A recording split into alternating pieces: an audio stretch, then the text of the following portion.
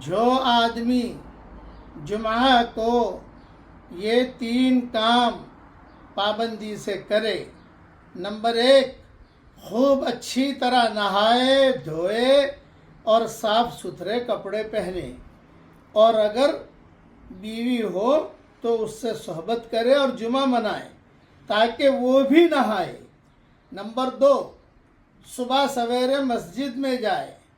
Number 3 امام سے قریب بیٹھے اور خاموش رہ کر توجہ سے خطبہ سنے تو اسے ہر قدم کے بدلے جس کو وہ اٹھاتا ہے 1 سال کے روزوں کا اور رات کی نفلوں کا ثواب ملے گا۔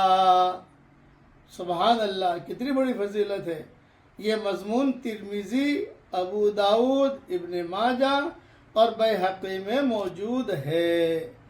بعض ملکوں کے اندر پیدل نہیں جاتے، کاروں میں جاتے ہیں، موٹر سائیکل پر جاتے ہیں، تو وہ ان کے اعتبار سے قدم ہی شمار ہو جائیں گے، جتنے قدم ہوں گے وہ اللہ لکھ دے گا۔ یہ تو ہو گیا۔ ایک اشکال اس میں یہ ہے، وہ یہ کہ بھی چلو مردوں کو تو ثواب مل گیا، عورتیں تو عام طور سے ہمارے یہاں گھروں میں ظہر پڑتی ہے، ان کا کیا؟ ابھی میری طبیعت ٹھیک نہیں ہے، انشاءاللہ وہ بھی میں آپ کو سمجھا دوں گا، لیکن جمعہ کے دن کی یہ فضیلت ذہن میں رکھیے۔